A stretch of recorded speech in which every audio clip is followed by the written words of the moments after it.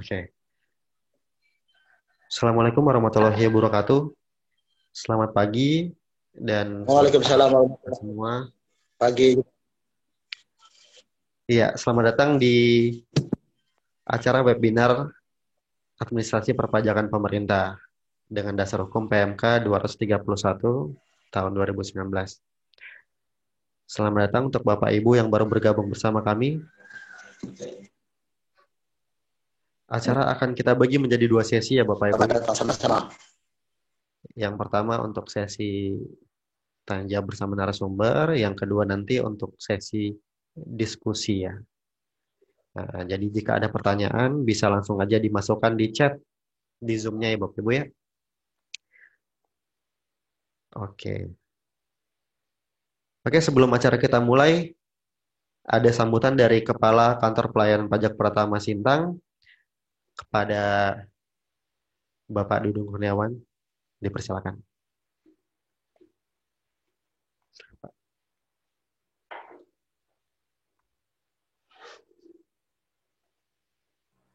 Yang saya hormati para peserta sosialisasi PMK 231. Assalamualaikum warahmatullahi wabarakatuh. Selamat pagi dan salam sejahtera bagi kita semua.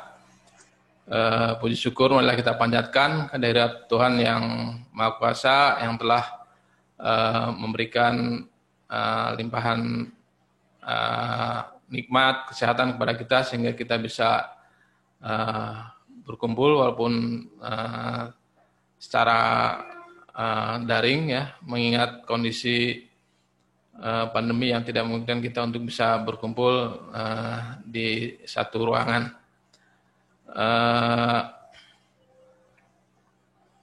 Acara sosialisasi ini diikuti oleh seluruh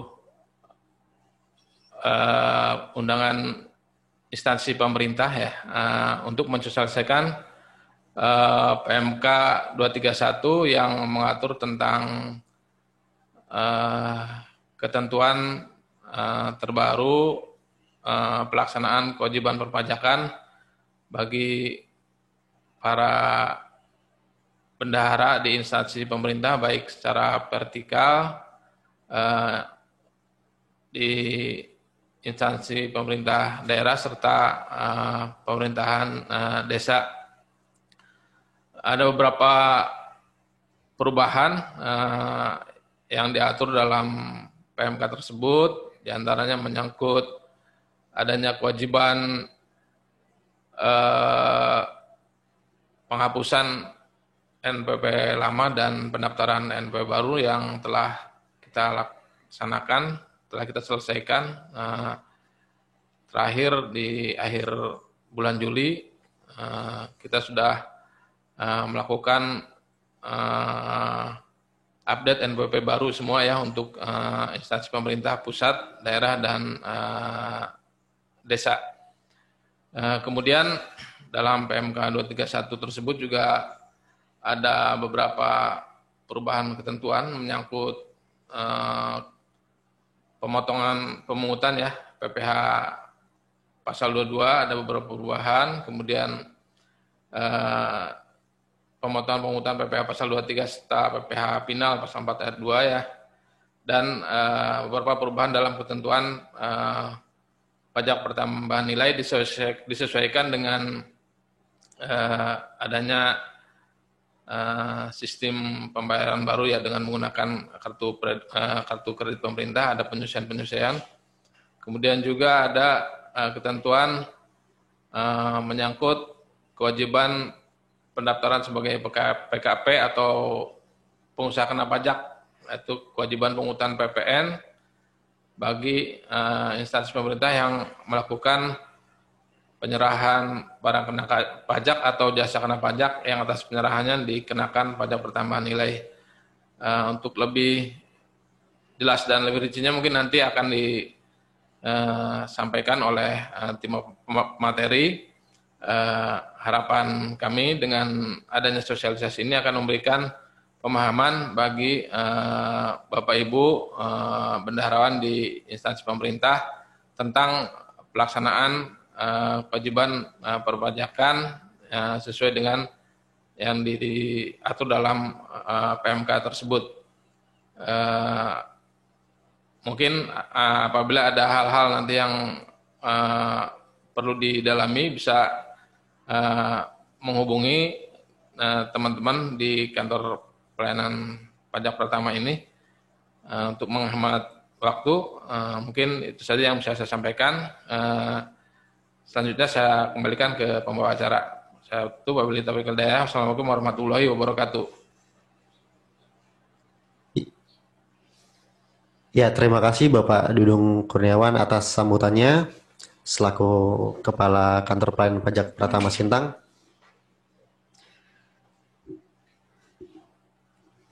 Iya, acara kita mulai. Kita sambut dulu nih ya untuk peserta webinar Administrasi Perpajakan Pemerintah yang dari Kabupaten Sintang. Bisa diangkat tangannya?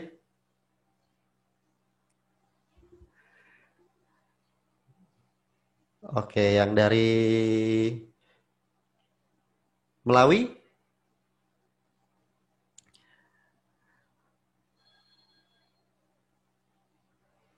Ada ya?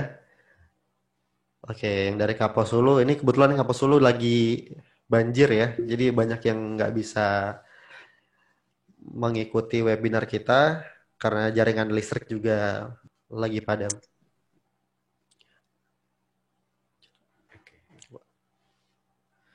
Oh iya.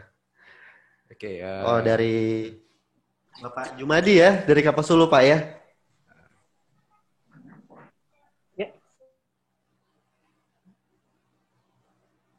Oke Pak. Gimana keadaan di sana Pak? Aman Pak? Aktivitas terganggu ya Pak ya?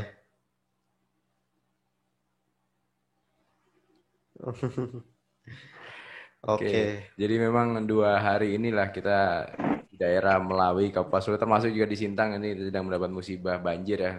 Airnya lagi banyak ya, seperti itu ya. Semoga bencana ini bisa segera berakhir, banjirnya bisa segera surut. Tapi kami mengapresiasi sekali kehadiran Bapak Ibu sekalian untuk hadir dalam acara sosialisasi pada kesempatan pagi ini. Sebelumnya kita kenalan dulu deh Don ya, karena mungkin ada yang belum kenal saya, ada yang monggo saya perkenalkan dulu.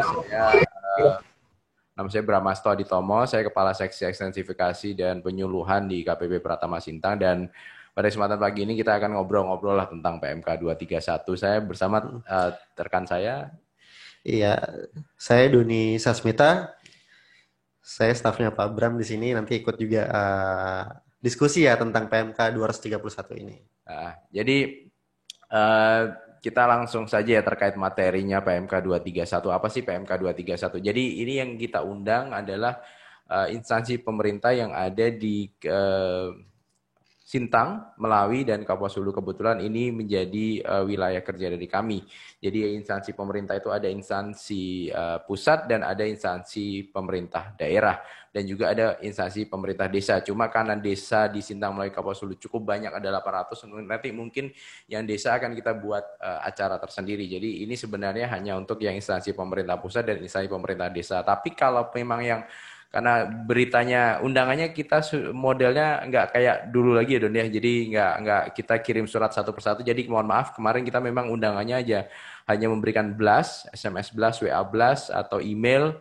Ya karena kita memikirkan kepraktisan saja, sudah zaman sekarang. Ya undangannya demikian. Yang penting adalah tujuan kami informasi terkait perpajakan ini, kewajiban perpajakan ini, atau informasi terkait proses bisnis pekerjaan Bapak Ibu bisa dibantu dengan sosialisasi yang kami lakukan. Terus kita akan bicara masalah PMK 231 ya Don ya? Iya, PMK 231 ya Pak ya. Jadi PMK 231 2019 poin utamanya ada 3 yang akan dibahas. Yang pertama adalah terkait mohon maaf suaranya mohon di mute dulu Bu, Bapak Ibu, karena ketika suaranya unmute atau ada suara jaringan suara yang akan tersebar jadi agak terputus-putus. Jadi mohon kerjasamanya. Nanti ketika diskusi Bapak Ibu bisa melakukan mengaktifkan kembali suaranya untuk diskusi. Kalau ada pertanyaan silakan diajukan via chat. Pertanyaan ini silakan terkait perpajakan bendahara. Jadi mungkin ada kendala itu bisa disampaikan. Oke. Terkait PMK 231 ini ada mengatur beberapa hal. Jadi ada mengatur 3 hal. Yang pertama terkait pembenahan administrasi pemerintah. Jadi pendaftaran dan penghapusan NPWP baru, NPW instansi pemerintah. Terus ada PPH ya Pak ya, PPH ya, dan PPN. Ada kewajiban PPH dan kewajiban PPH. Nanti ini saya akan menyampaikan terkait yang pembenahan administrasi pemerintah. Jadi gini, instansi pemerintah itu kan sebenarnya organisasi yang sudah jelas. Ada DIPA-nya, ada Satkernya. Namun kenyataannya di pencatatan pengadministrasian di pajak sendiri, ternyata jumlah NPWP instansi pemerintah itu sangat banyak. Total seharusnya Satker yang ada di Indonesia, baik instansi pemerintah pusat, desa, dan instansi pusat, daerah, dan desa itu hanya 140.000. Tapi kenyataannya NPWP instansi pemerintah yang tercatat di KPP di Direktorat Jenderal Pajak itu ada lebih dari 400.000. Oleh karenanya ini kita akan rapikan dulu, dibenahi administrasinya. Itulah kenapa di bulan Juli kemarin kita menyampaikan informasi kepada Bapak Ibu masing-masing instansi pemerintah bahwa Anda diberikan NPWP baru. NPWP baru ini mulai digunakan bulan Juli sesuai dengan PMK ini. Mulai PMK-nya bilang dari April, cuma kemarin di April kita ada pandemi corona sehingga ini dimundurkan di bulan Juli. Jadi ini sudah mulai berjalan, saat ini sudah mulai berjalan. Bapak Ibu silahkan menggunakan NPWP baru. Proses di KPPN juga sudah mulai ada penggantian supplier ya terkait NPWP baru tersebut. Jadi saat ini Bapak Ibu terkait pengumuman kemarin silahkan menggunakan NPWP baru. Yang NPWP lama secara akan segera dihapuskan. Jadi mungkin antara bulan ini atau bulan depan itu kalau on schedule itu rencananya akan dihapuskan. Jadi untuk selanjutnya silakan Bapak Ibu menggunakan NPWP baru. Cuma memang ada kendala nih, ada beberapa instansi yang mungkin tidak mendapatkan NPWP baru tersebut lah. Kalau kayak gitu itu gimana? Prinsipnya kemarin pemberian NPWP baru itu berdasarkan kode Satker. Jadi kalau instansi pemerintah pusat itu di dasarnya dari kode referensi dari DJA atau DJPB, Direktorat Jenderal Anggaran atau Direktorat Jenderal Perbendaharaan. Kemudian kalau instansi pemerintah daerah itu sumbernya referensinya dari DJPK, Direktorat Jenderal Perimbangan Keuangan. Ketika tidak ada kode Satker di situ, maka ya instansi pemerintah tersebut tidak mendapatkan NPWP baru. Kemudian yang desa itu datanya dari Depdagri, Departemen Dalam Negeri. Jadi ketika nama desa tersebut ada datanya, maka dia diberikan NPWP baru. Ketika tidak ada, maka otomatis dia tidak berikan NPWP baru. Ada cerita beberapa instansi pemerintah yang menyampaikan kita belum dapat NPWP baru, itu tidak mengapa. Silahkan nanti Anda mengajukan permohonan NPWP baru tersebut. Kayak kemarin kami dapat info dari Inspektorat Sintang, dia belum dapat NPWP baru, padahal dia ada kode Satkernya. Itu silakan nanti diajukan saja, persyaratannya nanti ada permohonan suratnya dengan dilampiri oleh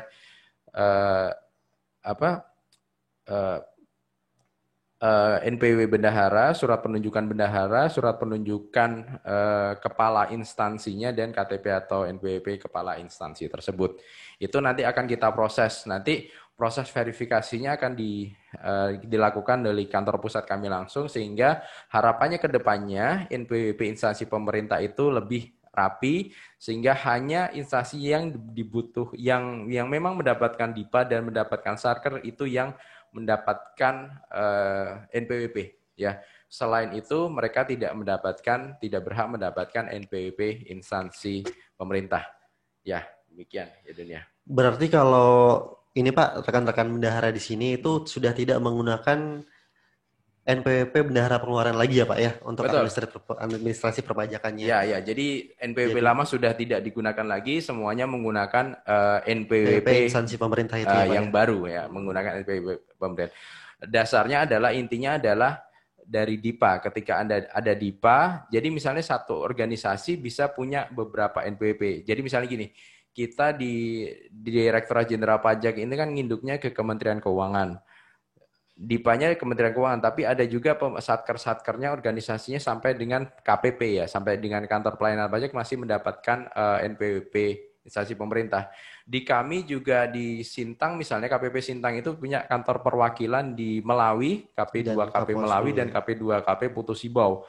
Sekitar 3-4 tahun lalu masih mendapatkan DIPA, itu mereka masih punya NPWP. Tapi saat ini karena mereka sudah DIPA-nya menyatu dengan kami di kantor pajak Sintang, maka kantor pelayanan, kantor penyuluhan, kantor cabang kami yang di Melawi dan Putu Sibau tidak mendapatkan NPWP lagi, tapi menginduknya ke KPP pusatnya, KPP Sintang. Itu gambaran singkatnya terkait pembenahan administrasi. Yang perlu kami tekankan di sini, seandainya instansi Bapak Ibu tidak mendapatkan NPWP baru, silahkan mengajukan. Tapi kalau sudah mendapatkan NPWP baru, dasarnya dari surat yang kami kirimkan atau AR kami yang menghubungi Bapak Ibu atau Bapak Ibu sudah melakukan update data yang kemarin dilakukan, itu maka ya sudah silakan menggunakan NPWP baru. Dan itu terkait yang pembenahan administrasi pemerintah berdasarkan PMK 231 ini. Berarti mulai bulan Juli ya Pak ya, mulai bulan Juli ke depan sampai bulan Desember nanti itu sudah menggunakan NPWP baru. Ya, mulai untuk bulan Juli administrasi perpajakannya sampai ke depan itu sudah mulai menggunakan NPWP baru. Kalau untuk yang bulan Januari sampai dengan bulan Julinya Pak? Oke, jadi kalau misalnya ada pembayaran yang terlambat, silahkan masih menggunakan NPWP lama, tapi ini masih dibatasi. Jadi rencana kita mungkin akan menghapuskan sekitar bulan Oktober ini, NPWP lama akan murni dihapus. Tapi kalau untuk memang sesuai PMK ini untuk kewajiban perpajakan masih Januari sampai Juni, yang masih belum terbayarkan, silakan menggunakan NPWP lama. Iya, jadi begitu terkait NPWP instansi pemerintah yang baru untuk Bapak Ibu bendahara mungkin nanti untuk kewajiban perpajakannya itu sudah menggunakan NPWP yang baru sejak Juli ini ya Bapak Ibu ya. Terus itu yang simpelnya nanti terkait pembenahan administrasi pemerintah. Jadi di PMK ini ada 3 hal tadi saya sampaikan di awal terkait kewajiban pembenahan administrasi pemerintah itu pendaftaran penghapusan NPWP-nya. Yang kedua nanti kita bicara tentang PPH ya. PPH ini tidak banyak yang jauh berbeda dengan yang sebelumnya, masih sama, cuma ini ada lebih penekanan saja. Sama yang ketiga nanti PPN ya. Kita bicara yang kedua ya Don ya terkait PPH. Tidak ada perubahan terkait PPH, cuma ini kan penyegaran aja untuk Bapak Ibu bendahara semua. Terlebih mungkin ada bendahara yang baru diangkat menjadi bendahara. Ini kita akan ada penyegaran lagi mengenai PPH-nya ya. Jadi untuk PPH di sini itu ada PPH pasal 4 ayat 2, pasal 22, pasal 23, 21, dan 26. Mungkin Bapak Ibu yang jadi bendahara udah lama udah nggak asing lagi dengan PPH pasal-pasal tersebut ya. Dan apa aja objek-objeknya. Tapi akan kita lakukan penyegaran lagi untuk Bapak Ibu di sini. Ini Pak, kita mulai dari mana dulu nih Pak? Yang 4 ayat 2 ya Pak ya? Ya. Jadi kita ini ada tampilan slide-nya, dimajuin aja. Kita ada.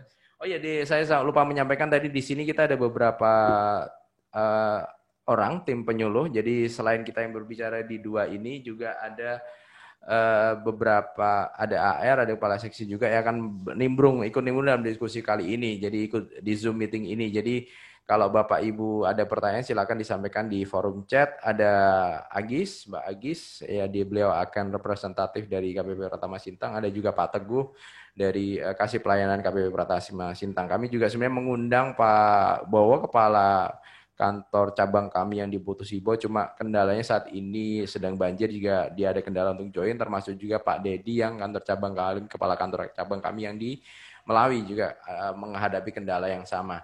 Oke, tadi setelah pembenahan administrasi perpajakan kita lanjut bicara tentang kewajiban PPH. Jadi apa saja PPH-nya yang dikenakan? Oke, lanjut Mas Yusuf. Melawi kena banjir. Lanjut. Ya. Lanjut lagi. Nanti slide dan video akan kami share ke Bapak Ibu. Jadi ini kita bicara yang poin-poin pentingnya, poin-poin yang kritisnya saja. Lanjut terus Mas. Oke, baik. Oke, jadi kewajiban PPH ini poinnya ada beberapa pajak ya Dan ya. Ada seperti bisa dilihat ada pasal 4 ayat 2, pasal 22, pasal 15, pasal 23, pasal 21 dan pasal 26. Intinya kalau ada transaksi terkait pasal-pasal tersebut itu dikenakan pajak. Apa saja sih? Kalau melihat pasal-pasalnya mungkin ribet, tapi kita lihat objeknya masing-masing dan sebetulnya sudah cukup familiar lah. Intinya adalah belanja barang dan jasa. Barang dan jasa, tinggal nanti kita sesuaikan dengan apa yang harus dikenakan gitu kan. Kita kuliti satu-satu ya Don ya, kita coba buka satu-satu. Oke, lanjut. Jadi terkait pasal-pasal tersebut, Bapak Ibu sebagai bendahara itu punya dua kewajiban sebenarnya nih. Yang itu memungut dan memotong, dan yang kedua adalah membuat bukti potong atau bukti pungutnya ya Pak ya. Ya. Jadi untuk membuat bukti pemotongan dan bukti pemungutannya itu kita harus tahu dulu nih objeknya apa aja yang dikenakan untuk masing-masing pasal dan berapa tarifnya, seperti itu. Kita mulai dari yang pasal 4 ayat 2. Pasal 4 ayat 2. Jadi nanti disesuaikan aja karena tinggal setiap instansi pemerintah punya transaksi seperti ini. Jadi nanti akan saya share juga rangkumannya deh. Jadi biar bingung kalau ada transaksi seperti ini tarif pajaknya berapa, kalau ada transaksi seperti ini tarif pajaknya berapa. Prinsipnya adalah PPh pasal 4 ayat 2 itu terkait sewa tanah dan bangunan. Kalau misalnya Anda gedung kantor Anda sewa kayak kami, untuk kantor kami sewa, itu ada PPh sewa tanah dan bangunan, itu tarifnya 10%. Ada juga pengalian hak pembelian tanah itu juga ada PPh-nya tersendiri pajak penjualannya karena Anda bisa memungut PPh penjualannya. Terus ada juga jasa konstruksi. Nah, khusus untuk jasa konstruksi ini tarifnya bermacam-macam. Anda harus melihat memastikan sendiri karena gini, PPh konstruksi itu ada pelaksana dan ada kegiatan pelaksana dan ada perencana atau pengawas. Untuk kegiatan pelaksana, untuk yang WP atau rekanan yang kualifikasinya kecil itu tarifnya 2%. Tapi kalau kualifikasinya besar dan menengah itu 3%. Jadi ketika Anda bertransaksi konstruksi, mohon dipastikan rekanan Anda punya kualifikasi atau tidak. Karena ketika dia tidak punya kualifikasi, maka tarifnya menjadi 4%. Jadi beda ini. Jadi tidak dikebiauan disamakan bahwa kalau konstruksi pasti 2%. Harus dilihat rekanannya itu punya kualifikasi atau tidak. Kualifikasi itu biasanya mengeluarkan adalah asosiasi kontraktornya. Bisa Gapensi, bisa ada beberapa asosiasi di sini. Nah, kalau mereka ada kualifikasinya, kalau kecil 2%, menengah besar 3%, dan tidak punya kualifikasi adalah 4%. Kalau yang untuk perencana dan pengawasan itu 4 dan 6%. Punya kualifikasi 4, tidak punya jadi 6%. Jadi tidak punya kualifikasi, tarifnya lebih tinggi.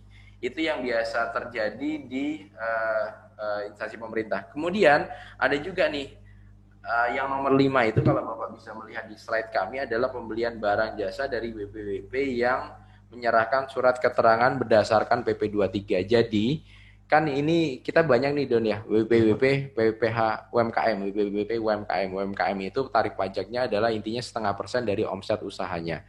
Ketika mereka bertransaksi dengan instansi pemerintah, ketika bertransaksi sama pemerintah itu kan pemungutan pajaknya itu kan sesuai transaksinya. Misalnya beli barang itu biasanya kena PPh pasal 22 yang nilainya 1,5%.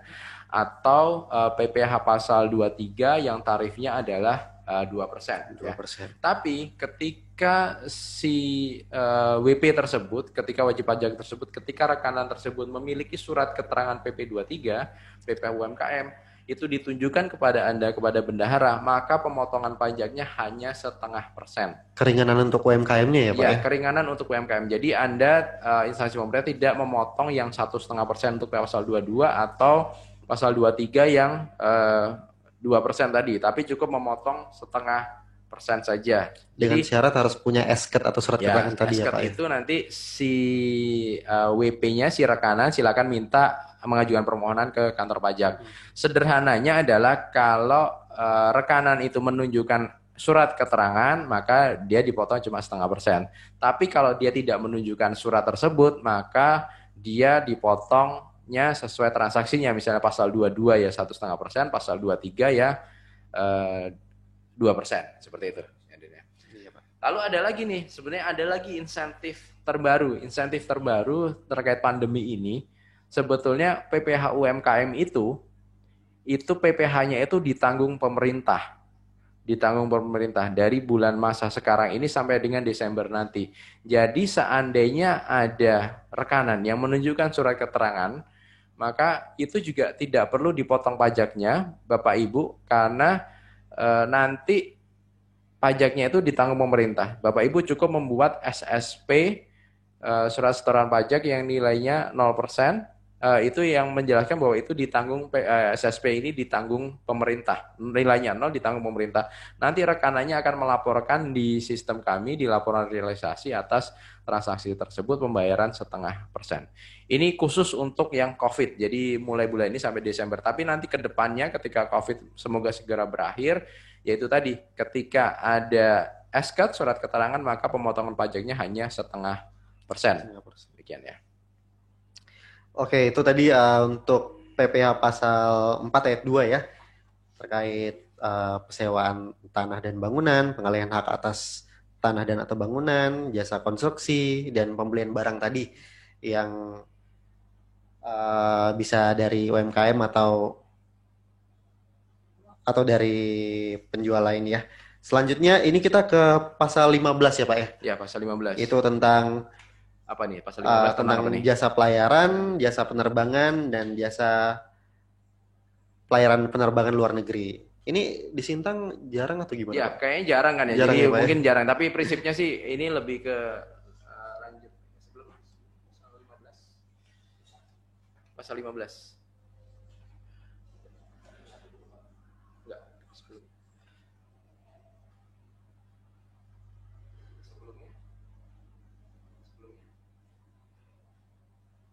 Ya, pasal 15 itu intinya lebih ke pelayaran setelah itu.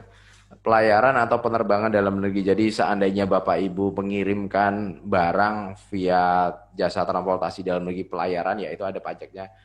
Kalau kapal 1,2%, kalau pesawat 1,8%. Tapi kayaknya ini jarang lah, jadi ini skip saja. Dilewati saja. Kalau misalnya ada terus bingung bisa langsung menghubungi AR-nya masing-masing aja ya Pak ya. Betul. Oke, lanjut. Lanjut ke PPh pasal 21. Nah, ini kalau ini umum banget ya Pak ya. Semua bendahara ya, betul. pasti umum. udah pernah ya Pak. Ya, poinnya adalah terkait lanjut 21. 21 itu terkait PPh karyawan lah ya, Iya, perorangan lah. Jadi prinsipnya kalau pasal 21 yang menjadi penekanan saya adalah Anda membedakan antara PNS dan non-PNS. Kalau PNS kan yang penghasilan teraturnya sudah dipotong yang ditanggung pemerintah tersebut. Biasanya tiap instansi pemerintah sudah punya by system, sudah otomatis menghitung. Tapi ya kalau yang sifatnya tidak teratur, tidak rutin, yang bersumber dari APBN itu pemotongan pajaknya yang mengikuti yang golongan 2 0%, 1, 2 0%, golongan 3 5%, dan golongan 4 15%. Nah, kemudian untuk yang non PNS itu juga dilihat kalau penghasilan teratur dan tidak teratur. Kalau yang teratur ya sepanjang dia di bawah PTKP penghasilan tidak kena pajak, yang sebulannya 4,5 juta maka itu tidak perlu dikenakan. Tapi kalau lebih dari itu baru dikenakan. Kemudian yang bukan pegawai itu terkait tenaga ahli itu ada tarifnya 50% kali penghasilan bruto, dan peserta kegiatan ini juga banyak nih. Jadi kalau ada tim, honor pengawas, honor apa, kalau non PNS dikenakan dari tarifnya langsung 5% dari penghasilan yang dia terima. Prinsipnya seperti itu saja sih kalau pasal 21. Nanti kita mungkin lebih banyak ke diskusinya. Udah ada aplikasinya juga ya Pak ya? Sudah ada aplikasinya. Jadi kalau tinggal juga dimasukin, jadi gaji-gajinya dimasukin nanti udah otomatis keluar angkanya. Tapi kalau prinsipnya sih kalau yang PNS kan ditanggung pemerintah ya PPh-nya. Oke, itu untuk PPh pasal 21 tentang gaji ya. Selanjutnya ya Pak ya, ini kita masuk ke PPh pasal 22, itu tentang pemungutan sehubungan dengan pembayaran dan pembelian barang. Jadi berhubungan dengan pembelian barang ya. Ini apa aja sih Pak yang masuk kategori jadi objeknya, dan apa aja yang tidak, dan berapa tarifnya nih Pak? Oke. Kalau PPh pasal 22 prinsipnya adalah beli barang, setiap pembelian barang itu kena PPh pasal 22. Tarifnya adalah 1,5%. Ketika rekanannya tidak punya NPWP, maka tarifnya 2 kali lipat atau 1,5% kali 2 berarti 3% ya. Demikian. Lalu kemudian kalau apa saja yang tidak dikenakan? Prinsipnya satu, untuk transaksi pembelian di bawah 2 juta, di bawah 2 juta itu tidak kena PPh pasal 22 ya. Ketika masih di atas ya berarti kena ya. Kalau jadi misalnya ada beli ATK 1,99 atau 2 juta pas pun itu masih belum kena PPh pasal 22. 2 juta Rp1 baru kena PPh pasal 22. Itu yang pertama. Yang kedua kalau bos ya, kebetulan di sini nggak ada bendahara bos, tapi bos itu tidak dikenakan operasional sekolah, dana bantuan operasional sekolah itu tidak dikenakan PPh pasal 22 juga. Cuma yang perlu dipastikan juga, nah itu tadi, ini berkaitan sama tadi yang saya sampaikan terkait SKET surat keterangan. Ketika wajib pajak menyampaikan surat keterangan, maka dia menjadi tidak dikenakan PPh pasal 22, tapi dikenakan PPh final UMKM yang cuma 0,5%. Jadi tidak dipotong 1,5%, tapi dipotong 1% ya. Dipotong 0,5%, maaf. Jadi prinsipnya itu sih, dan jadi kalau PPh pasal 22 beli barang lah. Prinsipnya untuk pembelian barang ya Pak ya, untuk PPh pasal 22 ini.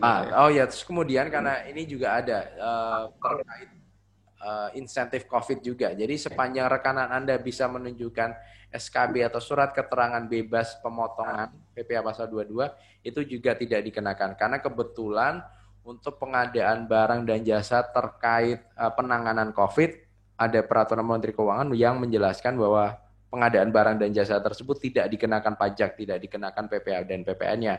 Tapi persyaratannya rekanan harus menunjukkan surat keterangan bebas tersebut. Ketika itu tidak ditunjukkan ya tidak bisa mendapatkan penghapusan lah ya, tidak di penghapusan PPh pasal 22. Ini sih terkait mungkin ya dinas kesehatan, rumah sakit ini terkait pengadaan yang terkait di instansi tersebut ya, karena berkaitan langsung dengan kegiatan penanganan COVID-19. Oke, itu tadi terakhir PPh pasal 22 ya. Ini tadi itu PPh 22 sama PPN itu beda ya Pak ya? Jadi di luarnya lagi nanti PPN ya. Nanti kita bahas lagi. Biasanya kalau beli barang atau beli jasa selain kena salah satu pasal di PPh, dia juga kena pas di PPN-nya. Jadi kalau beli barang berarti nanti kalau misalnya beli ATK, alat tulis kantor 2 juta Rp1, maka dia akan dikenakan PPh pasal 22 dan dia digunakan juga PPN 10%. Jadi PPN itu lain hal ya sama PPh pasal 22 ini. Ya. Kita lanjut ke pasal 23 ya Pak ya. Pasal 23 ya. Itu tentang pemotongan atas penghasilan yang dibayarkan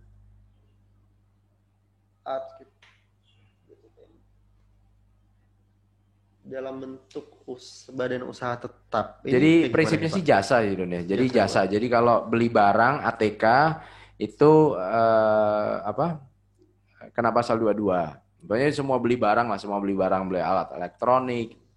Tapi kalau jasa perbaikan, jasa servis mobil, jasa perbaikan kantor, itu masuk pasal 23 ya Pak? Itu masuk pasal 23, jasa macam-macam lah. Intinya jasa lah ya, jasa itu masuk di pasal 23. Tarifnya adalah 2%, tapi kalau tidak punya NBWP tarifnya 2 kali lipat, jadi 4%. Kalau rekanan bisa menunjukkan surat keterangan bebas, maka juga sama. Tidak jadi dikenakan PPh pasal 23, tapi dikenakan PPh bisa 0 atau kalau dia menunjukkan SKET surat keterangan PPh UMKM tadi, maka cuma dikenakan 0,5%. Kalau yang tarif yang lain sewa selain tanah dan bangunan itu 2%. Kalau yang lain sih tidak terlalu banyak ya untuk instansi pemerintah, karena kan ada PPh pasal 23 itu terkait royalti, hadiah, itu tidak terlalu banyak ya. Jadi kalau PPh pasal 23 yang terkait instansi pemerintah itu biasanya sewa alat ya selain tanah dan bangunan itu sama 2% juga, sama jasa-jasa juga sama, tarifnya adalah 2%. PPh pasal 23 tidak ada batas minimal ya. Jadi Anda sewa jasanya 10.000 pun juga tetap kena PPh pasal 23. Tapi yang ada batas minimalnya adalah PPh pasal 22 dan PPN, yaitu Rp2 juta. Jadi kalau misalnya nih Pak, kita sebagai bendahara ya, sebagai instansi menggunakan jasa, terus itu sudah kita potong PPh pasal 21-nya Pak.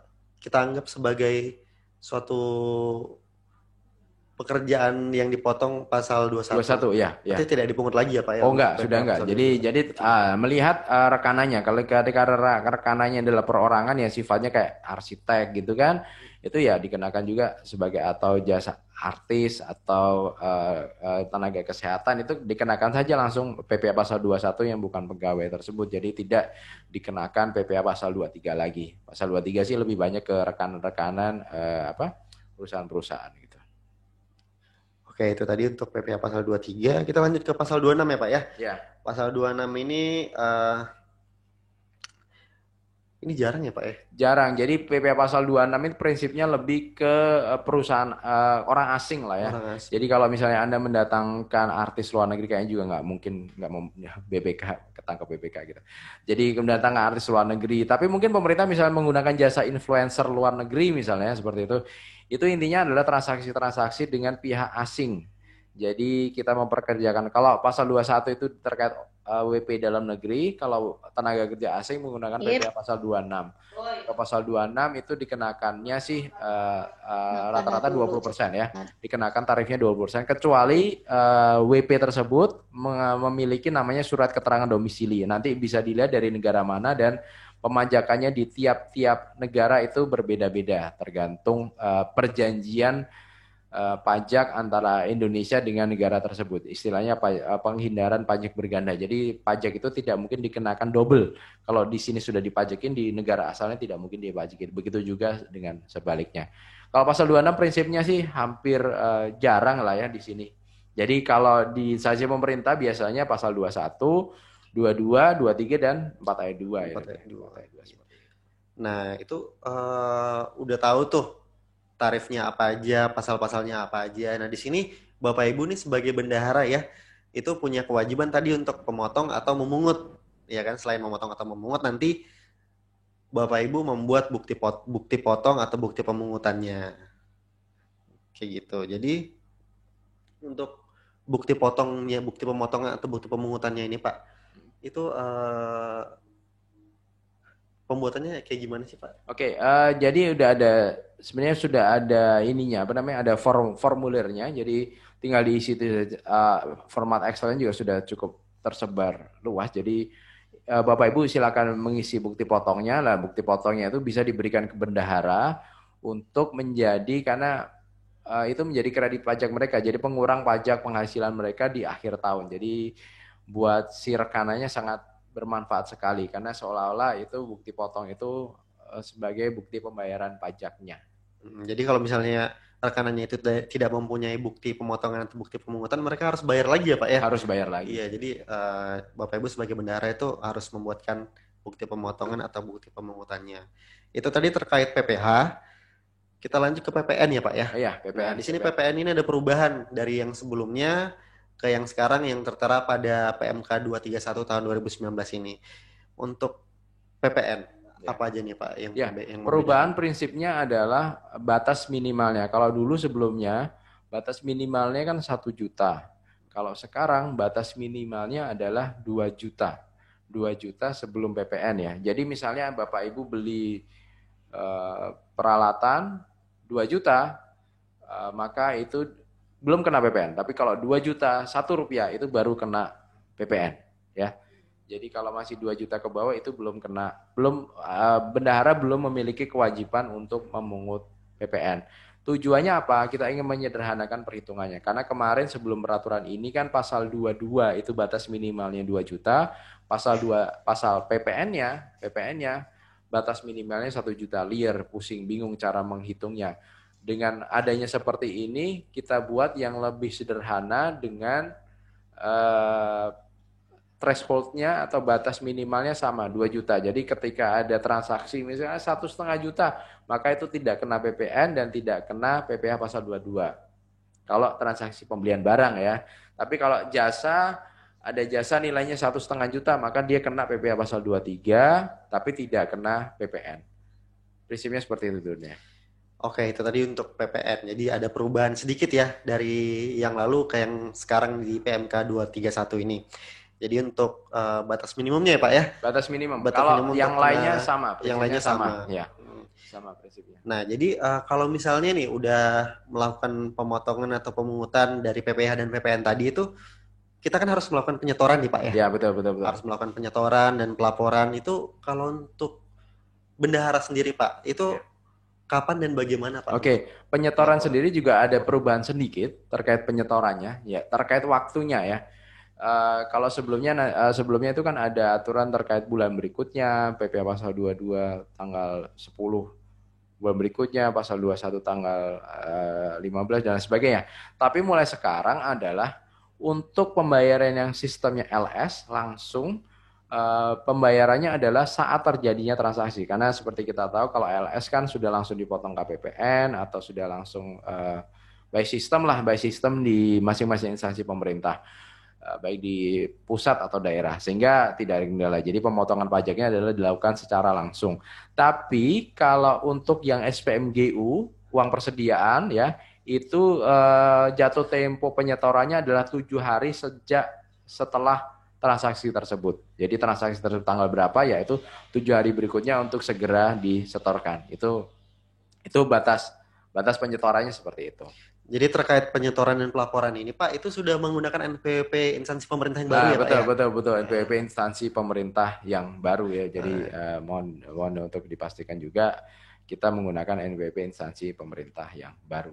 Tapi untuk yang belum melakukan penyetoran atau pelaporan dari bulan Januari sampai dengan bulan Juli itu masih bisa menggunakan NPWP yang lama seperti itu. Oke. Itu terkait PPH dan PPN-nya, dan saya rasa untuk yang PMK 231 ini sudah tercakup semuanya ya dunia. Jadi sudah tercakup semuanya. Jadi ada terkait pembenahan administrasi pemerintah, terus juga ada kewajiban PPH-nya, dan juga terakhir adalah tentang kewajiban PPN-nya.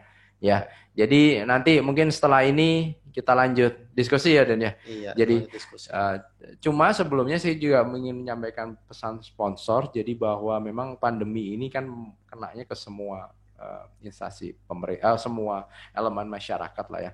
Kalau kita bicara ekonomi, maka salah satu penggerak ekonomi yang cukup signifikan itu adalah pemerintah. Jadi penggerak ekonomi itu ada konsumsi dari swasta dan ada konsumsi dari pemerintah. Harapannya kita di sisi pemerintah dengan spending kita makin banyak, maka pengeluaran, maka kita bisa menggerakkan ekonomi. Sehingga ini kebetulan masih bulan September. Harapan kami sih penyerapan anggaran juga bisa ditingkatkan dari Bapak Ibu sekalian, sehingga bisa menggerakkan kegiatan perekonomian. Jadi tidak perlu menunggu sampai bulan Desember untuk penyerapan anggarannya. Silakan pembelanjaannya dipercepat, sehingga untuk tadi itu tujuannya untuk menggerakkan kegiatan perekonomian terutama di Sintang, Melawi, dan Kapuas Hulu. Karena kalau pemerintah itu kan udah ada duitnya ya. Kalau swasta mungkin masih wait and see, apalagi pemerintahnya cuma tinggal belanja saja. Jadi harapan kami juga pembelanjaannya bisa dipercepat dan bisa segera terserap oleh masyarakat untuk menggerakkan perekonomian. Itu ya. Iya Pak. Oke, cukup jelas ya Bapak Ibu ya. Oke, selanjutnya kita masuk ke sesi diskusi dan tanya jawab nih Bapak Ibu. Jadi untuk Bapak Ibu yang mau bertanya atau ada yang kurang jelas nih, bisa aja langsung kirim chat nih Bapak Ibu. Kan ada kolom chatnya tuh. Ya, bisa kirim bisa chat di kolom chat, nanti kita akan jawab pertanyaan Bapak Ibu semuanya, atau kalau memang mau ada yang bertanya secara langsung bisa melambaikan tangan untuk nanti diberikan kesempatan untuk bertanya lah secara langsung. Ada pertanyaan apa nih? Belum ada.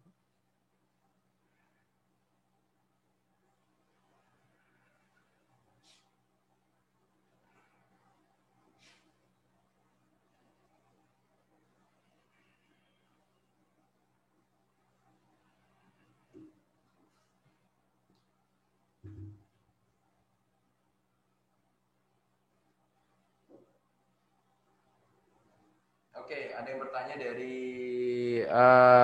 pencerahan dari saya baru menjadi bendahara di Puskesmas terkait NPWP baru, kapan mulai berlaku dan cara pembuatan NPWP baru tersebut.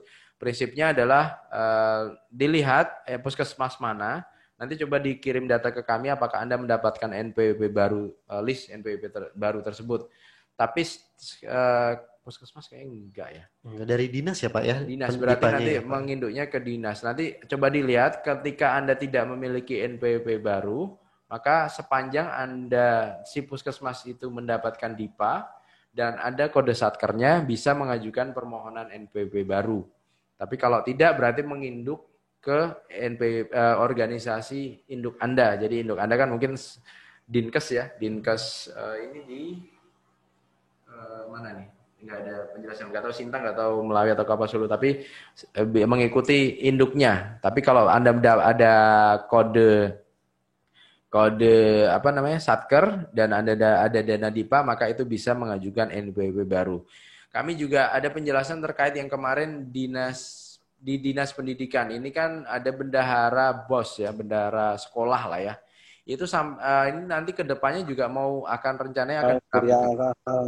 rencananya akan dirapikan. Jadi pemberian NPWP-nya akan dirapikan. Kita masih menunggu konfirmasi dari dinas pendidikan Kementerian Pendidikan Pusat dan kerjasama dengan Direktur Jenderal Pajak dengan Kementerian Keuangan. Intinya nanti akan dirapikan juga ada pemberian NPWP-nya. Jadi kan kenyataannya selama ini sering ketika sekolah tersebut dapat dana, dia bikin NPWP. Ketika dia tidak dapat dana, ya sudah tidak digunakan. Tapi kedepannya kita pengen itu lebih rapi. Ketika tidak digunakan, tidak mendapat DIPA, ya maka NPWP-nya dihapuskan. Tapi kalau ada dana DIPA, bisa mengajukan permohonan NPWP. Mungkin demikian ya, penjelasannya lebih sederhana. Nanti ketika ada bendahara baru, coba aja dicek NPWP-nya ada tidak, penggunaan NPWP tersebut. Tapi kalau misalnya NPWP-nya tidak ada, berarti bisa jadi menginduk ke instansi pusatnya, ke Dinkes berarti, atau Anda ada NPWP lama tapi tidak punya NPWP baru, silakan mengajukan NPWP baru. Jadi ini terkesan mempermudah untuk unit-unit kecil ya Pak ya? Ya. Ya, jadi kalau untuk Bapak Ibu semuanya yang suara tidak jelas ya Dan ya. Jadi untuk Bapak Ibu ini ada berhubung kami dari Kecamatan Sebaruang Kabupaten Kapuasulu tidak bisa menyimak dengan baik karena suaranya tidak jelas, bisa minta soft kopinya. Nanti kita kirim rekaman videonya ya Pak ya. Kita kirim rekaman videonya sama materinya juga. Seperti itu. Ada yang ingin bertanya lagi mungkin bisa aja langsung chat di kolom chatnya ya Bapak Ibu ya.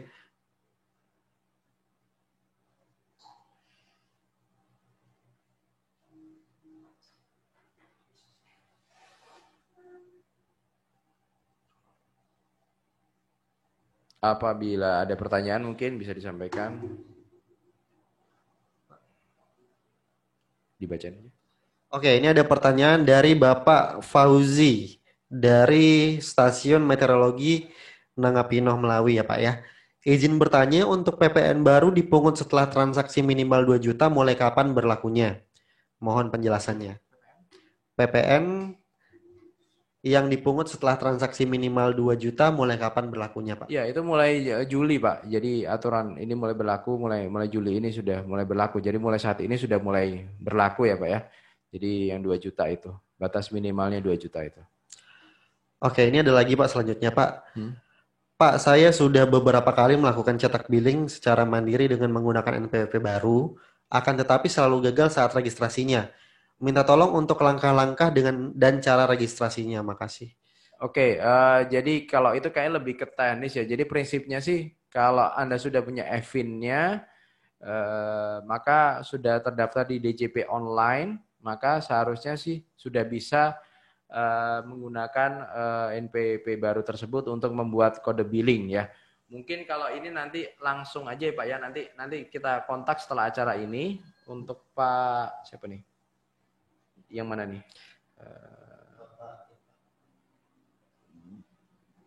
Boyan Tanjung ya, dari Kecamatan Boyan Tanjung ya Pak. Nanti kita akan kontak setelah acara ini Pak, nanti kita pandu. Karena itu case per case, jadi kalau dilihat sih sebenarnya harusnya sih cukup bisa berhasil dengan materinya, dengan pembuatan kode billingnya ini. Oke, ini ada lagi Pak. Dari BTN BBBR. Bapak Eko ya. Mohon izin bertanya, apakah pembelian sembako tetap dikenakan pajak?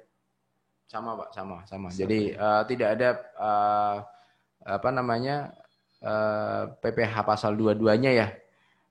Jadi gini, kalau yang PPh pasal 22 itu kan yang pengenaannya tetap dikenakan ya Pak ya. Don't speaking. Tadi kan tidak don't speak. PPh pasal 22-nya tetap dikenakan Pak ya. Cuma memang kalau yang pasal 22 tetap Nanti masuk ke sana suara itu. Oke, ini tetap ya, tidak ada pembedaan. Tidak ada pembedaan, tidak ada perubahan peraturan Pak ya. Tidak ada perubahan peraturan ya. Oke, ini selanjutnya Pak.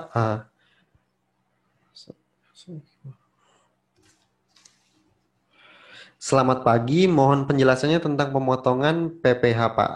Ada batas minimal belanja dan mohon juga penjelasannya pemotongan PPN, PPh dan PPh 22 dan 23. Tadi sudah kita Tidak, bahas jadi ya, mungkin Pak ya. Pak. Jadi kalau yang PPh pasal 22 batas minimalnya adalah 2 juta. 22 dan PPN ya. Jadi kalau belanja barang batas minimalnya 2 juta. Jadi sepanjang masih di bawah 2 juta maka tidak kena PPh pasal 22 dan PPN. Tapi kalau jasa, terkait jasa tidak ada batas minimalnya. Jadi tetap kena. Jadi kalau ada jasa tadi saya jelaskan 1,5 juta jasa perbaikan maka kena PPh pasal 23 2% dan juga kena tidak kena PPN-nya karena masih di bawah 2 juta ya. Oke. Sebelumnya ini Don, kita kan di tim ini ada Pak Teguh juga ya. Mungkin dari Pak Teguh ada di situ. Coba. Mungkin dari Pak Teguh ada tambahan. Jadi Pak Teguh ini kebetulan adalah kasih pelayanan di KPP Pratama Sintang yang kebetulan menangani terkait pembenahan administrasi perpajakan instansi pemerintah. Jadi kemarin cukup sibuk juga untuk melakukan update dan pembenahan administrasi NPWP yang baru.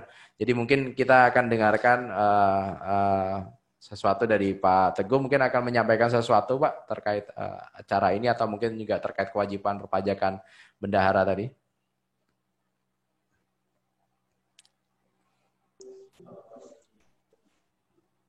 Assalamualaikum warahmatullahi wabarakatuh. Selamat pagi. Mungkin kedengaran suara saya Pak? Ya, kedengaran cukup jelas Pak. Jelas. Baik, Bapak Ibu semua peserta sosialisasi PMK 231, perkenalkan sebelumnya saya Teguh Rahayu, Kepala Seksi Pelayanan di KPP Pratama Sintang. Terima kasih Pak Bram, Mas Doni atas waktunya. Berkaitan dengan pembenahan NPWP instansi pemerintah yang baru, alhamdulillah untuk Kabupaten Sintang dari 1050 NPWP instansi pemerintah pusat, daerah, dan desa sudah selesai. Namun demikian masih banyak yang belum diambil di KPP maupun di KP2KP. Untuk Bapak Ibu yang dari kecamatan, baik yang di Kapuas Hulu atau Melawi, apabila belum menerima NPWP baru, silakan datang ke KP2KP Pak untuk mengambil ya. Karena sudah kami titipkan di KP2KP dan nanti tinggal membawa persyaratannya, salah satunya mungkin fotokopi KTP, NPWP, kepala desa atau camat dan bendaharanya, kemudian isi formulir serta SK pengangkatan. Semuanya sudah tercetakkan, termasuk di Kapuas Hulu sudah kami titipkan di sana. Untuk KP2KP Pinus juga sudah kami titipkan di sana. Selanjutnya untuk Bapak Ibu yang belum bisa melakukan pembuatan kode billing tadi seperti disampaikan Pak Bram, agar melakukan registrasi, salah satunya harus dibutuhkan EVIN. Nah, silakan Bapak Ibu dicek apakah EVIN tersebut sudah diaktifkan atau belum. Kalau memang belum, nanti tinggal membuat surat permohonan EVIN dengan dilengkapi fotokopi NPWP dan KTP pengurusnya. Itu mungkin kaitan kewajiban-kewajiban Bapak Ibu sebagai pemotong pemungut PPh 21, 22, 23, PPN, mungkin tadi sudah dijelaskan banyak sekali oleh Pak Bram dan Mas Doni ya. Mungkin ada yang kelewat Mas Doni, yang dari Pak Joni BPPD ya, itu belum dijawab sama Pak Bram ya, itu saya hanya mengingatkan itu aja, itu tadi kelewat, tolong di scroll up ke atas ya. Oke Pak. Itu pertanyaannya belum terjawabkan. Sekali lagi karena saya Oke, ini ada, iya terima kasih Pak Teguh. Selanjutnya ini, Mas Doni. Iya, Pak. Sekali lagi untuk NPWP yang baik kecamatan,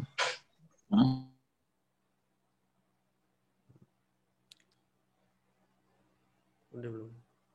karena puskesmas sementara ini masih induk ke dinas kesehatan ya. Tadi ada pertanyaan dari mana dari puskesmas, karena puskesmas.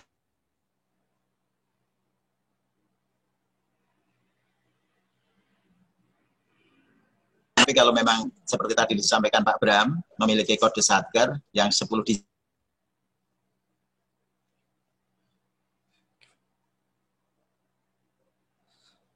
barunya oleh seksi pelayanan, nanti mungkin difasilitasi oleh Pak Bram atau Mas Doni ya dari seksi ekstensifikasi ya.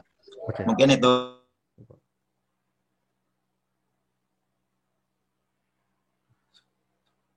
Silakan dilanjutkan. Terima kasih. Assalamualaikum warahmatullahi wabarakatuh. Waalaikumsalam warahmatullahi wabarakatuh. Terima kasih Pak Teguh. Kita lanjut untuk menjawab pertanyaan-pertanyaan ya. Ini udah banyak banget masuk pertanyaan ke chatnya. Selanjutnya nih ada dari Bapak Joni Sandi dari BPPD Kabupaten Sintang. Mohon pencerahannya untuk pemotongan pajak atas belanja penggantian suku cadang kendaraan dinas, karena dalam belanja tersebut ada belanja barang dan jasa, belanja barang dan ada belanja jasanya. Jadi mohon pencerahannya bagaimana cara pemotongan pajaknya yang selama ini dilakukan, kita potong PPN 10% dan PPH untuk belanja suku cadang, untuk belanja jasa servisnya bagaimana Pak? Mohon pencerahannya, terima kasih. Ya, jadi kalau kayak gitu transaksinya sepanjang bisa dibedakan untuk belanja jasa dan barang, maka belanja barangnya itu dikenakan pasal 22 yang 1,5%, kemudian untuk jasanya dikenakan PPh pasal 23 yang 2%. Nah, nanti totalnya juga dikenakan PPN yang 10%. Jadi Bapak sudah benar tadi PPh pasal belanja barang suku cadangnya dikenakan pasal 22, tapi untuk jasa servisnya itu dikenakan PPh pasal 23 yang 2% itu Pak ya. Sama PPN-nya, kalau PPN udah semuanya. Ini ada lagi nih Pak, bagaimana cara minta EVIN dari... Oke, cara minta EVIN. Jadi kebetulan di sini ada juga teman-teman AR ya. Di situ ada ada Agis atau ada Jul? Ada Mbak Agista ya. Mbak Agis, coba Mbak Agis bisa menyampaikan terkait bagaimana cara kita minta EVIN ya. Mungkin Mbak Agis bisa menyampaikan.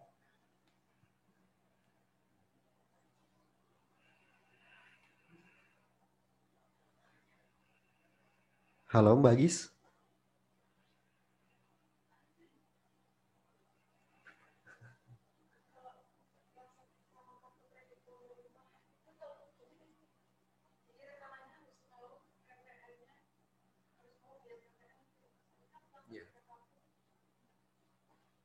Oh itu ya, kartu kita ya, saya sebentar. Iya. Oke, Agis bisa join. Oke, mungkin ada kendala di suara. Jadi poinnya adalah kalau mengajukan EVIN ya. Iya, Pak. Mengajukan EVIN itu ada formnya. Nanti coba kita share di grup deh ya, form permohonan EVIN. Nanti kalau sudah nanti ada dikirim ke email kita, email alamatnya apa? Yang ada KPP 706, kpp.706. kpp.pajak.go.id.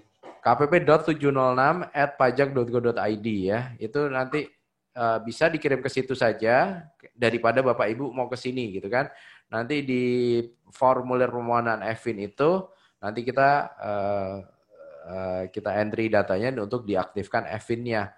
Dan di permohonan EVIN itu juga dilampiri SK penunjukan kepala instansi dan SK penunjukan bendaharanya ya. Nanti kita akan bantu untuk pengaktifan EVIN-nya. Demikian. Oke, selanjutnya Pak ada dari Bapak Nanang dari DPM PTSP Sintang. Izin bertanya, dari DPM PTSP Sintang terkait pajak belanja tenaga ahli, misalnya untuk kegiatan penelitian yang bekerja sama dengan universitas. Apakah pajak dikenakan adalah PPh 21 dengan dasar tenaga ahli atau dikenakan PPh pasal 23? Ya. Jadi ini Pak, jadi transaksinya itu tenaga ahlinya itu melihat dia perusahaan, kalau saya melihatnya dia usaha perusahaan, CV atau PT, atau dia perorangan Pak, sifatnya ya, sifatnya dari Bapak berkontrak itu. Ketika dia sifatnya hanya perorangan, si yang bersangkutan tenaga ahlinya tersebut, maka itu dikenakan yang pasal 21. Pasal 21 Bapak bisa memasukkan dia di yang bagian bukan pegawai yang perhitungannya dengan perhitungan 50% kali penghasilan bruto kali tarifnya, tarif pajaknya. Tapi seandainya transaksi tersebut sifatnya lebih ke kayak ke perusahaan, ke komunitasnya mereka, nanti mereka yang urus tenaga ahlinya, maka itu bisa pemotongannya cukup dengan PPh pasal 23. Jadi pemotongannya lihat case per case ya Bapak Ibu ya. Jadi kita lihat lagi bekerja samanya dengan siapa gitu ya Pak ya? Bekerja samanya dengan siapa? Tapi kalau sifatnya lebih ke perusahaan, CV atau mungkin mereka punya ada komunitasnya, ada organisasinya, ada yayasannya, itu bisa dikenakan PPh pasal 23 saja. Tapi kalau hanya perorangan, murni perorangan bukan tim, maka itu dikenakan PPh pasal 21 yang bukan pegawai atau pengenaan pajak yang 50% tersebut.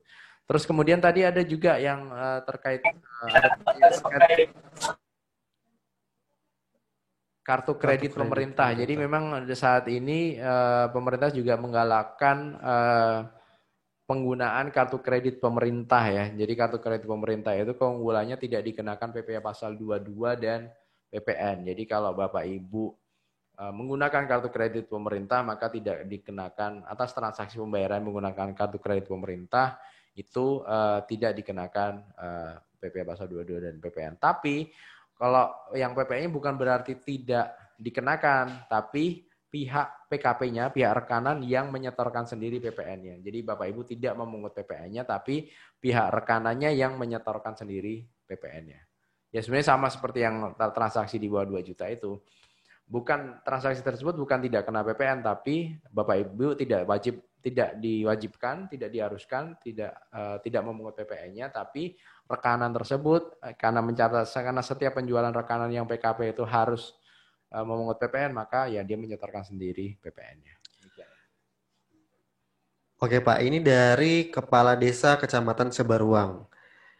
Mau tanya Pak, kami dari desa pemotongan PPN dan PPh otomatis menggunakan aplikasi Siskides sebesar 11,5%. Sementara kalau kami setor menggunakan NPWP desa harus 13%. Mohon solusinya. Harus berapa? Harus 13%, Pak. Saya nggak tahu itu by system ya atau gimana ya.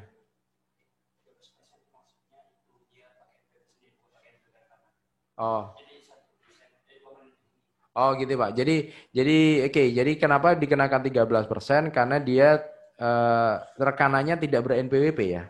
Rekanannya tidak ber-NPWP, maka pembelian barangnya dari yang cuma 1,5% jadi 2 kali lipat, jadinya 13%.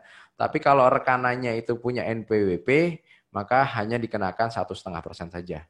Bikinnya.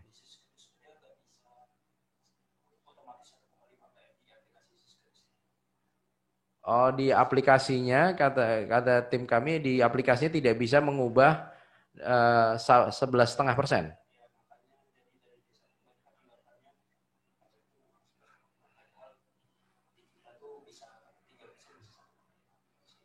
Kalau di aplikasinya bisa ada perubahan.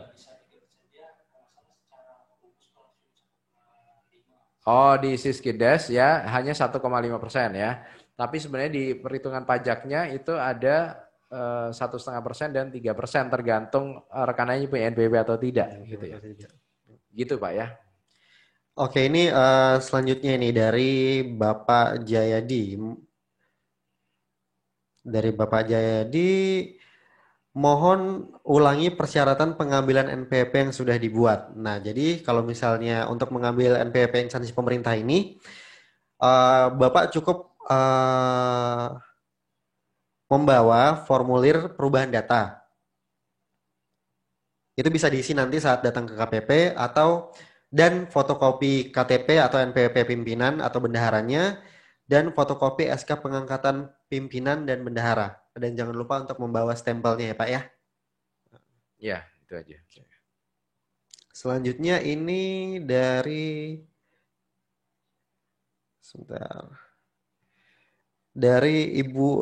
Ibu Elin dari Kemenak Sintang. Untuk kegiatan satu paket full day, konsumsi sewa gedung dikenakan pasal berapa? Untuk yang ada NPWP berapa dan untuk yang tidak punya NPWP berapa, Pak? Oke, apa tadi? Full board. Jadi untuk kegiatan yang full day, satu paket gitu, Pak. Jadi udah all in di situ, biasanya ini pakai IO ya? Pakai IO gitu, Pak. Iya, kalau pakai IO berarti kan Anda bertransaksinya dengan jasa event organizer-nya pasti pasal 23 ya. Jadi itu tadi kita tinggal mengaitkannya di pasal 23 atau di pasal 22. Pasal 23 itu terkait jasa, tapi kalau pasal 22 terkait pembelian barang jasa. Ya. Tapi juga perlu diperhatikan ketika Anda bertransaksi dengan hotel. Jadi kalau sewa ruangan hotel itu tidak kena PPN juga. Tapi kalau sewa gedung itu kena, selain ada sewa tempat itu yang 10% tersebut juga dikenakan PPN-nya ya, seperti itu. Mungkin ada Bang Jul ada bisa nambahin di situ, ada Bang Jul kah? Ada Bang Jul kan bisa nambahin terkait ini sewa tempat full board ini bisa sampaikan. Atau Agis di situ ada, Agis bisa menambahkan?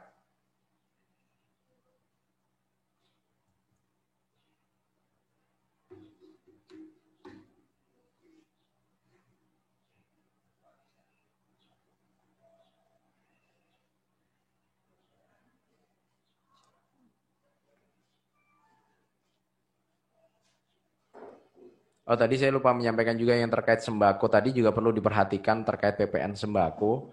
Itu ternyata itu juga ada yang tidak dikenakan. Jadi misalnya kayak beras, gula, jagung, sagu, itu tidak, telur, daging. Jadi intinya adalah yang barang-barang yang memang ambil dari pasar itu memang tidak dikenakan PPN ya.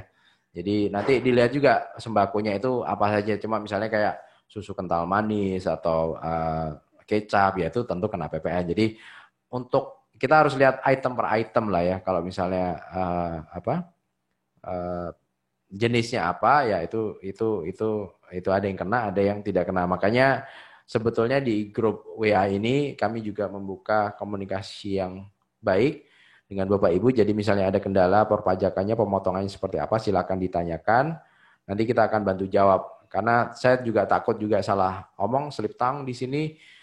Suasana lagi sosialisasi, saya takut salah ngomong, tapi kan kalau ada di grup WA, Anda bisa bertanya, paling tidak saya membuka referensi aturan saya, ketika saya yakin baru saya sampaikan aturannya. Ya tadi saya agak blank tadi terkait barang kebutuhan pokok, tapi poinnya adalah seperti itu, ada yang dikenakan, ada tidak dikenakan. Yang tidak dikenakan misalnya kayak beras, gula, sagu, jagung, telur, daging, itu tidak dikenakan. Tapi kalau sudah diproses lebih lanjut, ya itu menjadi dikenakan PPN. Nah, itu juga harus ya, jadi kalau sudah diproses itu dalam bentuk makanan atau minuman ya Pak ya? Ya, terus atau dikemasnya pun sudah bermacam-macam, itu juga bisa jadi gitu kan. Ada mereknya, nah itu bisa jadi kena PPN-nya. Terus ada tadi Agis apa Jul bisa Jul? Ada. Oke, enggak ada. Oke, jadi itu ya Bu ya. Jadi yang event organizer tadi gimana?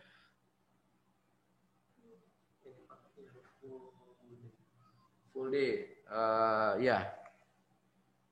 Ya, kalau pasal 22 itu kalau tidak punya NPWP 2 kali lipat, kalau tidak punya NPWP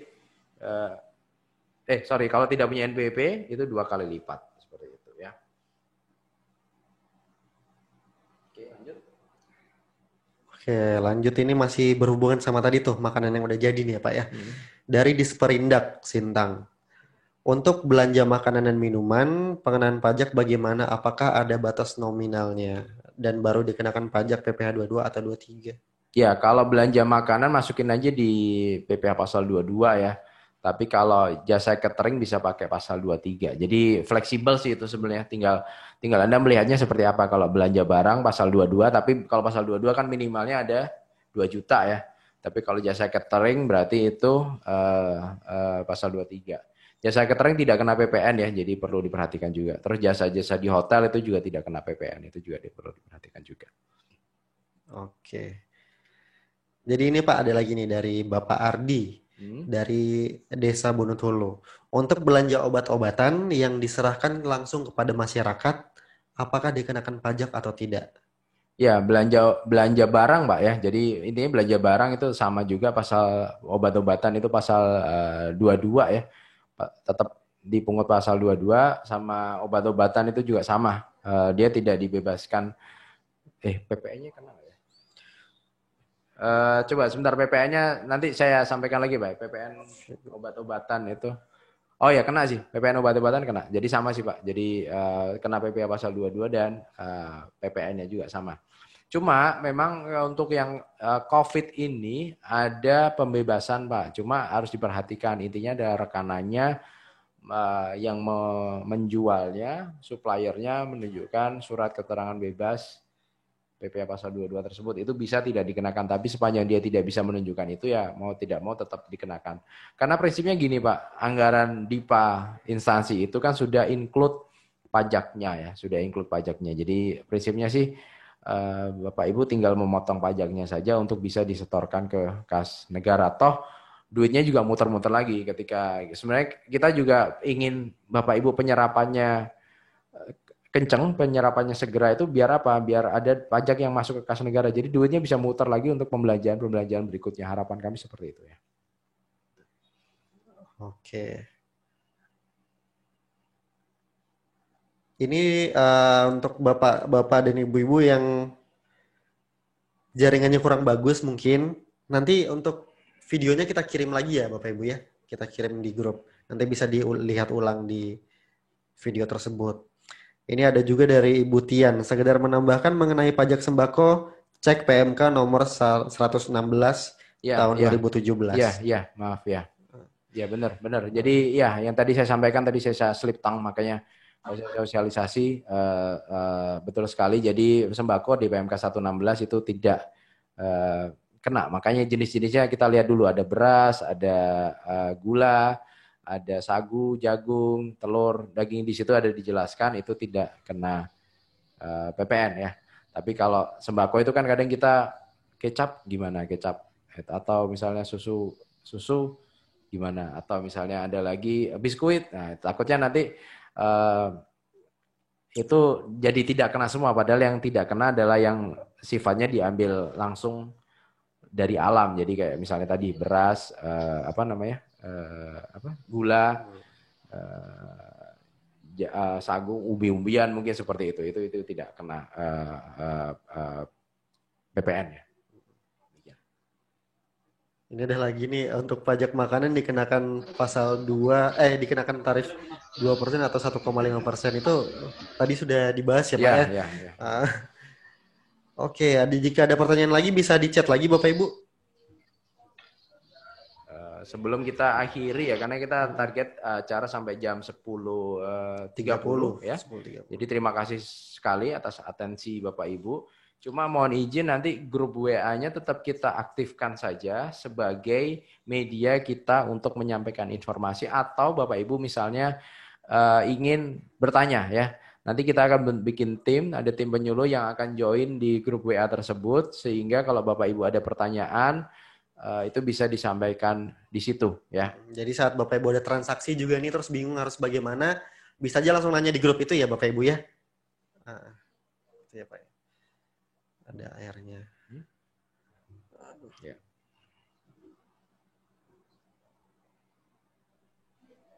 Oh ini ada lagi nih Pak, bantuan langsung tunai desa. Dana desa. BLT kan langsung diberikan ke warga ya nggak kena Pak. Ya jadi langsung diberikan ke warga itu nggak kena Pak ya. Yang dikenakan kalau misalnya Bapak belanja barang, beli barangnya, terus atas pembelian barang tersebut, ya itu bisa kena pasal 22-nya gitu kan. Nah itu baru dipotong. Tapi kalau pemberiannya langsung tunai ke warga, ya itu tidak dikenakan pajaknya. Pemenang lomba turnamen. Oke, pemenang lomba atau turnamen. Jadi kalau lomba itu kenanya pasal 21 Pak. Ya, pasal 21 atau 23 ya sebentar. Lomba. Jadi gini Pak, hadiah yang pasal 4 ayat 2 itu sifatnya adalah bentar ya Pak ya, saya lihat ininya. sifatnya adalah undian, jadi tidak perlu effort, Pak. Kalau pasal 4 ayat 2 itu, Pak. Jadi kalau kejuaraan kompetisi itu kan perlu effort ya, kita harus kuat-kuatan sehingga bisa menang lah, itu kenanya adalah pasal 21. Jadi pembedanya seperti itu, Pak ya. Kalau yang tidak perlu effort, jadi misalnya undian tabungan misalnya dapat hadiah door prize gitu, itu tanpa effort, tanpa usaha, yaitu PPA pasal 4 ayat 2. Tapi kalau yang memerlukan usaha, ada kompetisi lari, kompetisi dayung misalnya, itu kena PPA pasal 21. Pembedanya di situ, Pak ya. Pasal 23 maksudnya tadi itu ya, harusnya ya kayaknya. Pasal 23 ya. Jadi pembedanya di situ, pasal 23 sama pasal 4 ayat 2. Jadi kalau yang tanpa usaha itu pasal 4 ayat 2. Kalau yang pasal 21 atau 23 itu yang dengan usaha kan, yang sifatnya kompetisi gitu, Pak. Cukup, Pak. Iya, cukup. Ini ada masker dari Pak. Apa? Masker. Gimana?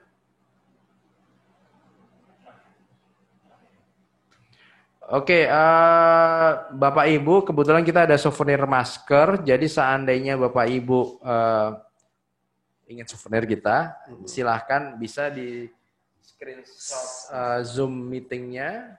Nanti ditunjukkan aja ke KPP atau pas main ke kota bisa ketunjukkan ke KPP atau ke KP2KP. Jadi kalau yang di Melawi bisa di kantor cabang kami di Melawi, yang di Kapuas Hulu bisa ke kantor cabang kami yang di Putus Ibau ya. Kalau yang di Sintang bisa ke KPP Sintang, nanti ada souvenir masker. Silakan kalau sekalian mungkin pas pelaporan atau apa silakan berkunjung. Nanti kita ada souvenir buat Bapak Ibu semua yang ikut hadir di kesempatan pada pagi hari ini. Iya, jadi di screenshot aja ya Bapak Ibu ya. Kalau bukti kalau Bapak Ibu ikut seminar ini. Dan satu lagi nanti untuk jadi untuk yang bertanya di sini nanti kita undi untuk kita kirimkan souvenir ya. Langsung kita kirim ke kantornya atau ke alamatnya. Ya, nanti akan dikontak oleh tim kami untuk kita kirim souvenir atau hadiahnya ke alamat Bapak Ibu. Oke, sekian acara pada hari ini Bapak Ibu. Untuk selanjutnya komunikasi kita bisa lanjutkan di grup WA ya Bapak Ibu ya. Untuk nanti kita bakal share lagi video untuk kegiatan hari ini, materi-materinya, dan kalau ada yang mau bertanya lebih lanjut lagi nanti bisa aja langsung di grup itu. Kita gunakan untuk sarana kita bertukar informasi ya Bapak Ibu ya. Oke, sekian acara pada... Sama saya juga mau menyampaikan kalau juga dalam penyampaian saya ada yang salah-salah, jadi saya juga mohon maaf. Tapi klarifikasi, saya terima kasih tadi diingatkan terkait yang PPN sembako, benar sekali. Tapi seandainya ada salah-salah juga mohon diklarifikasi, tapi insya Allah yang saya sampaikan sudah sesuai ada aturan yang kita pegang semuanya. Jadi itu tadi mohon maaf kalau ada ketidaknyamanan, ada yang sinyalnya nggak bagus, ada yang mungkin materinya belum terpuaskan, bisa memahami, nanti kita bisa lanjut di grup chat atau misalnya yang private. Jadi nanti kita akan pandu langsung ya, Dena, gitu ya. Iya Pak. Oke, lanjut. Oke. Sekian kegiatan pada hari ini. Terima kasih atas partisipasi Bapak Ibu bendahara, instansi pemerintah yang sudah bergabung pada hari ini.